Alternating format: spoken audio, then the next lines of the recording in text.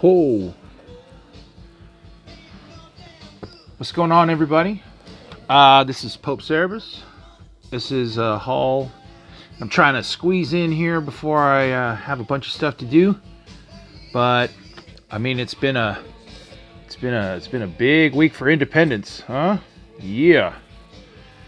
But of course, let's start over here on this side, which arguably this last week was the week of Batman.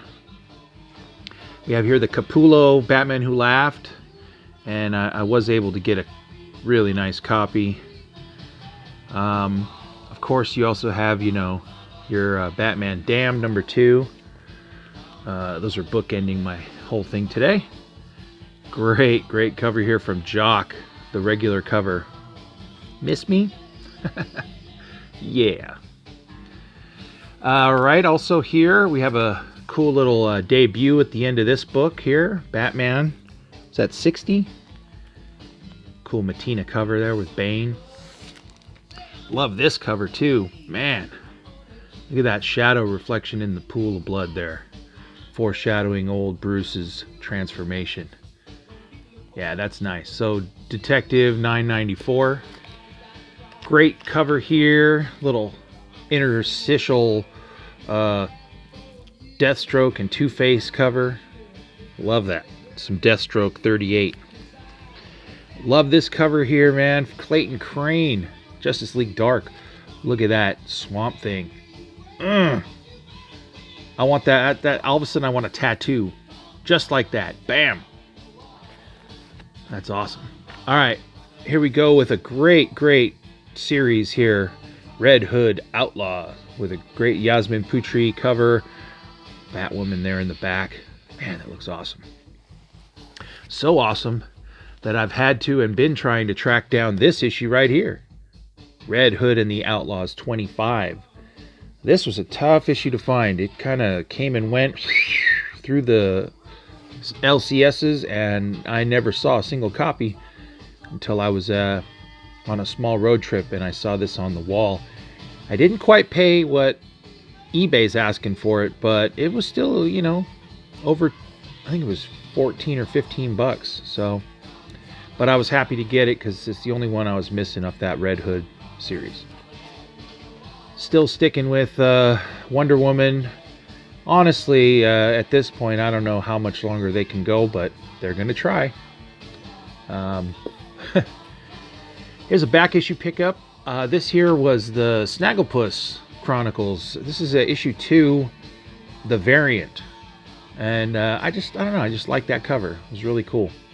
Trying to go back and put together some of those missing Snagglepuss issues. Just a touchstone book maybe right now. It's been on a few end of the year lists, so I thought I'd go for it. Oh, speaking of going for it. Look at this. Issue 3 of the Joker. Whoo! With the creeper appearance and sharp copy of this book.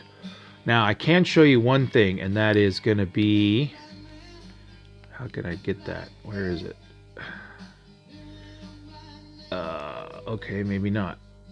Oh, there it is. Down in the corner, right where that glare is. See that right there?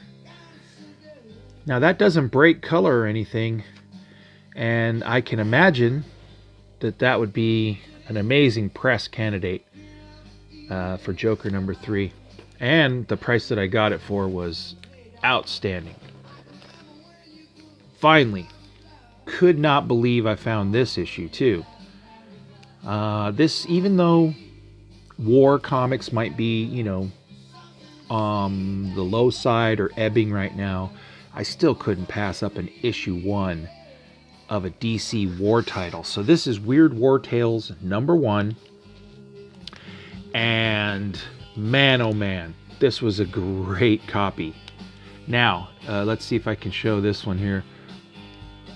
Nah, man, this is not being very kind to me right now. My glare usually helps a bit. But right there where war, between the W and the A, there's a little divot, but it certainly doesn't break color or affect too much. But once again, something that I feel could be easily mitigated with some sort of attention or a press. But man, oh man, high grade in this issue, real happy to find. And this one I didn't pay very much for either, amazingly. Here's for my Marvel this week, the Immortal Hulk. Done. I did get a back issue though, however, Donny Cates Venom number 8. I did not buy Venom number 9 yet, but we'll see where I go with that. All right, moving on to the independent stack. Probably my favorite book right now is Albert Einstein Time Masons. Yep, I'm not kidding. This was a really cool book, well written, fun stuff about Albert Einstein, and he is the protector of space-time. He's the protector of history, I think is what they said it was.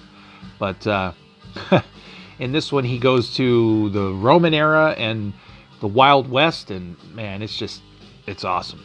Really love Albert Einstein Time Mason. Another great book is Clan Killers from Aftershock. This is number 5.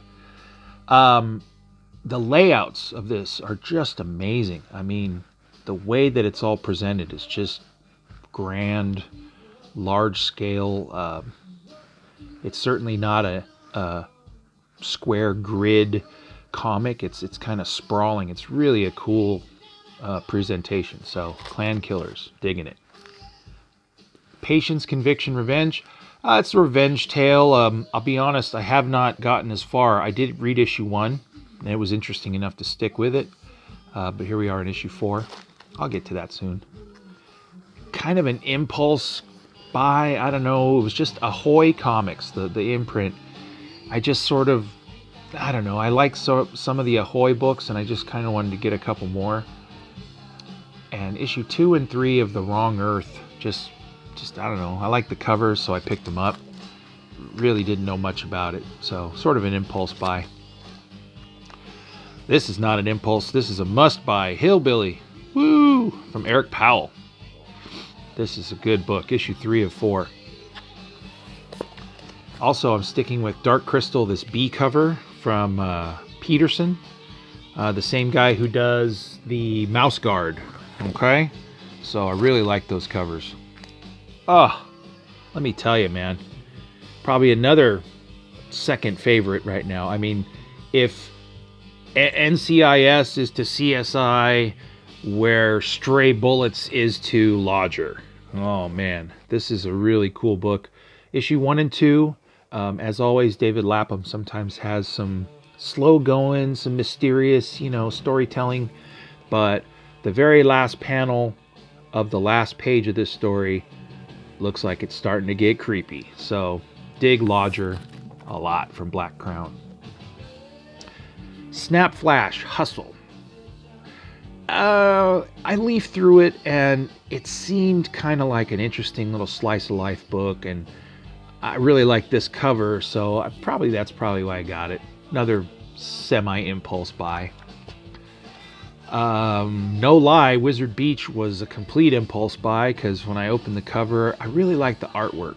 And so it was a 5-issue limited. I figured, what the heck. I was very generous this week with impulse, so I don't know. Finally, issue 6 of Sync came out, so I was very happy to see that. Bunch of clowns shoving you in the back of a van. That's what this series seemed like. Also, I've been circling back around to pick up the B cover side of this Black Hammer Volume 1 series. And this one here, issue 3, Barbalian. This is the kind of cover Bs that you were getting on that Black Hammer series. And I bought all the cover A sides, but I don't know. I just felt like these were really cool. In hindsight, I thought, man, I should have probably got them at the time. And, of course, not that you're completely through with Black Hammer, but great book here, Cthulhuese. I haven't read this one yet, but I do enjoy the possibility of reading that one today, probably. Cthulhuese, number 1. I don't even know if that's a series. It might be a one-shot, who knows, but whatever. Anything Black Hammer right now. This was also, I don't want to say this is an impulse, but I opened it up and I really thought this was solid on the inside, so I got issue 1. issue 2 and issue 3 of this new series, Dragon Age Deception. So kind of interested in that. Also really interested in Hellboy right now. As you know, I'm fighting my urge to be a full-blown Mignola collector. And a matter of fact, I did skip the Mignola cover in favor of this one here, because I don't know, I just kind of liked it. This book is amazing. Sword Daughter. This is, I think, number 4. Man, oh man. Originally on the week, I had to skip it because it was a $4.99 book, but I knew as soon as I got, a little bit of scratch, I had to go back and pick this up. And boy, I just read it. Awesome. Great book. Sword Daughter from Dark Horse. Number 4, I believe this is 4. Also, a special shout to the Chinist for making me aware and go back and pick up Sword Daughter. Thanks, man.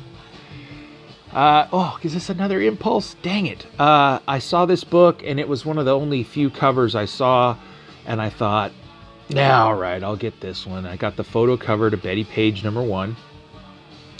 And I also like this cover too, so I bought it as well. Her and her crazy mod Vespa riding UK cover. Really dig that. Also, Mars Attacks number 1. I really dug that book, so I'm sticking around for the number 2. Yeah, hopefully that's going to be just as good as the issue 1. Love this cover of Bitter Root, and the art inside was really interesting. Admittedly, I haven't read it, but it's certainly going to be on the stack. But for the moment, I'm sticking with the Bitter Root.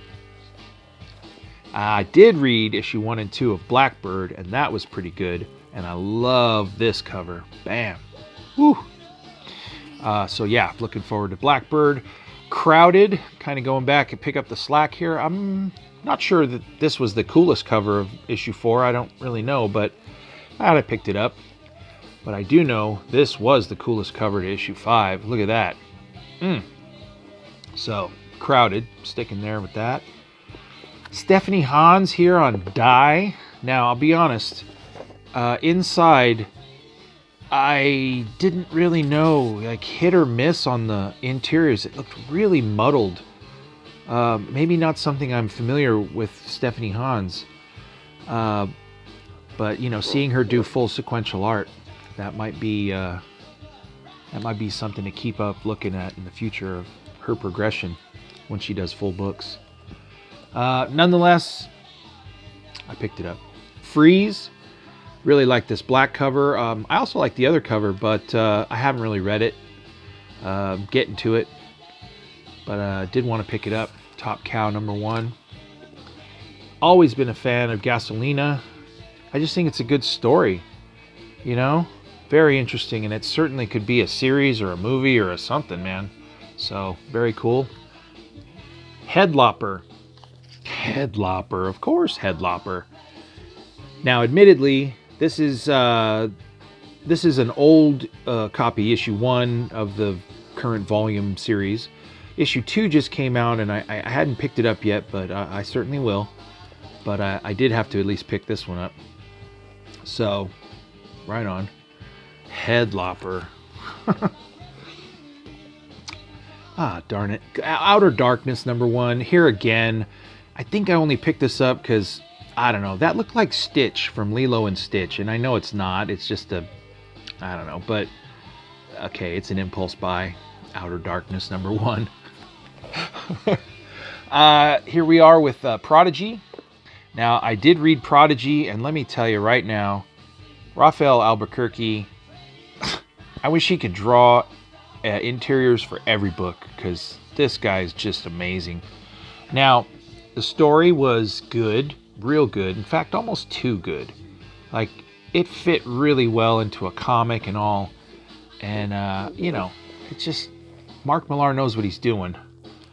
But we'll see where that goes eventually. I also bought the blank Prodigy number 1 cover, because I think that perhaps in the future I would love to imagine having Albuquerque do a sketch cover. So I don't know, just planning for the future that is may or may not happen. Who knows? Real happy that book I picked up here, Proxima Centauri. This is the last issue of that series. Also one of my favorite reads recently. It's quirky and weird, so I don't necessarily say everyone, who's loving mainstream books, go out and pick it up. But the art inside is awesome. Farrell Dalrymple, who's the artist and writer, I believe. Just really happy to have found that because it was gone from the stores, but I did circle back and I found a copy, so right on. Great series there. Redlands, here's a series that I'm sure I'm missing an issue or so, but I think I'm missing issue like 7 from Redlands, but I just love this cover, and I definitely didn't want to leave this one. It's already been into this with Jordi Belair and Vanessa Del Rey. Thief of Thieves, this might have been a gap filler. Realized I might have missed an issue of Thief of Thieves. I'm going to go back and make sure I have that full run coming up here because this was a good series. Skybound and ripe for a possible movie or series. Unnatural number 5, real happy to have found this book. Really like that so far, keeping up on that series. Also, Negan. Yeah, I call him Negan because Negan sounds so not tough. And wouldn't Negan be Neegan? I don't know, whatever. They call him Negan. And that's what I like. It's a great cover by Bill Sienkiewicz. That's awesome. And let me tell you, for all of those who say, Walking Dead is an awesomely consistent book. Now let me say that if anyone ever remembers something about Walking Dead in the future, I hope all they say is, great series. Oh, you mean that there was a TV show? Yeah, I really hope they remember the series most of all. Issue 4 of Riptide. I guess it should be known that I did manage to get all of Riptide, although my issue 2 is still on the way. It's getting delivered to me maybe this week. So I did manage to snag the Riptide series. Big fan of Red 5, so most of those books I already have. Speaking of another short series, I did read this, The Mall number 2, and it was good, but given all of the series and stuff that's come out lately, this one kind of sank back to the middle, so I may keep up on it just because of the print run of it, and it was a pretty good read, but I don't know, there was some other stuff that's really smoking out there, like Solar Flare. It's another book that I am missing spotty here and there of all the 3 volumes, but I had to get the issue 2 and this week's issue 3. So Solar Flare, big time. All right. And also, I said last time when I was doing this that I really went hard and was really happy with Fearscape. So I did manage to buy these 2 copies of the white cover of Fearscape.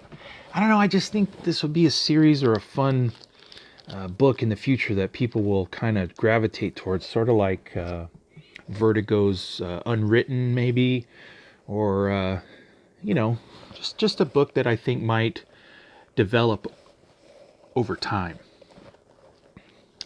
Finally and lastly, a book that I think will do nothing but develop over time is this 500 copy print run of the Lucio Parrillo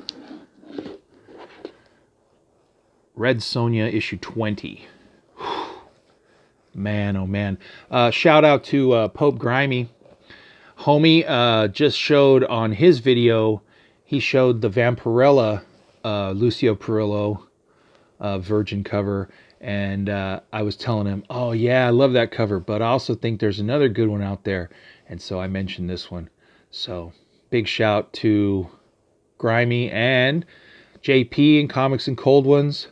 Hopefully everything's going to progress well, and they're going to keep going with great guests and everything like that.